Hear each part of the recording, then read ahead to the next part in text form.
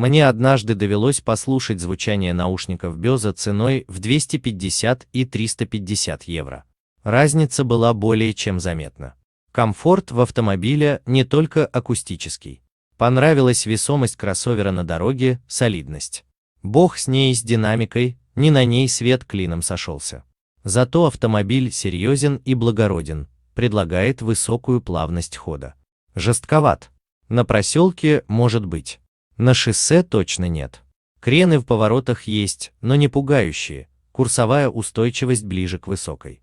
Однажды автомобиль одного южнокорейского концерна попал под такой ливень, что реально невозможно было ехать.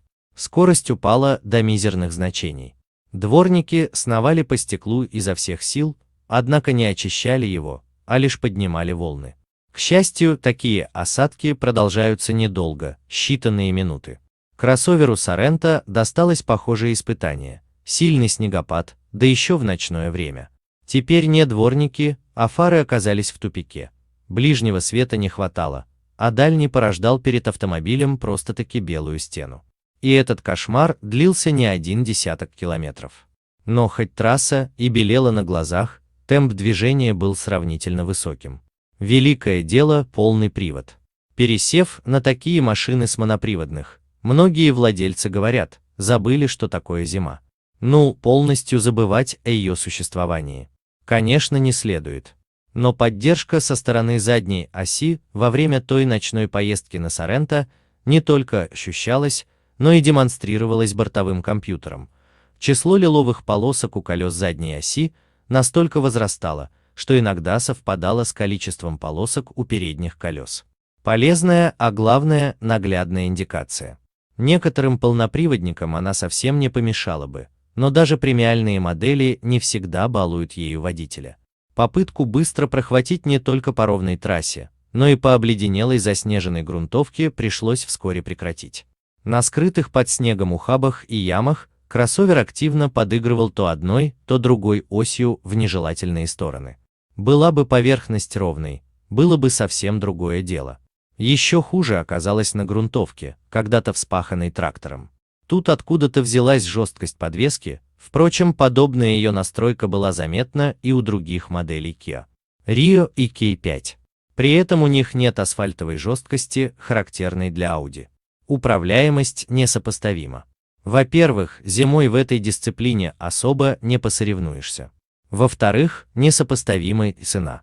Успешное преодоление неглубокого снега в поле сподвигло меня опробовать кроссовер в лесной глухомане. Sorento Prime показался мне мало приспособленным для бездорожья. Смущал, в частности, дорожный просвет, заявленный на уровне 185 мм. А теперь его уменьшили до 176 мм. Сначала съездил на разведку на пикапе с системой Part-Time.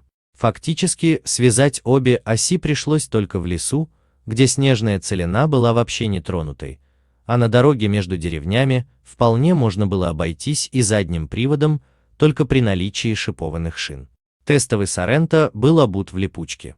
Но, несмотря на это, он тут же дал фору нашему семейному грузовичку в плане скорости.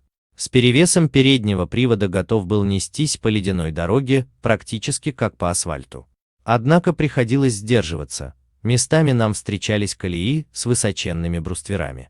Их оставили осенью лесовозы, а теперь брустверы промерзли и обледенели. Наскочить с размаху на такой было бы неприятно, точно так же, как и соскользнуть колесами одного борта в колею. Хорошо, что Sorento был снабжен металлической защитой картера, похоже, именно она уменьшает дорожный просвет. Это подстраховывает от подобных контактов, но осторожности при движении в полевых условиях не отменяет. Глубокий снег мы с Sorento вспахали уверенно. Удалось проложить в лесу колеи, параллельные пикаповским, при этом пробуксовку колес я не ощущал.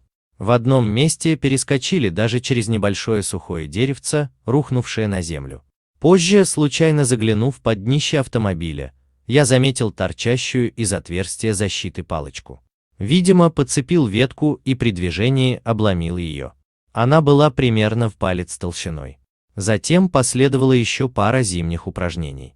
Из низины по скользкому склону кроссовер выкарабкался с гораздо меньшей легкостью, чем недавно побывавшая в руках Audi Q3, Разницу, впрочем, следует оговорить.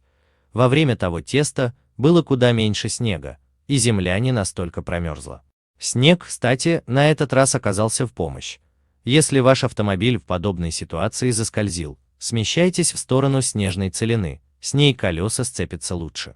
Диагональное вывешивание. На мой взгляд, в этой дисциплине Sorento также уступил Q3, но немного.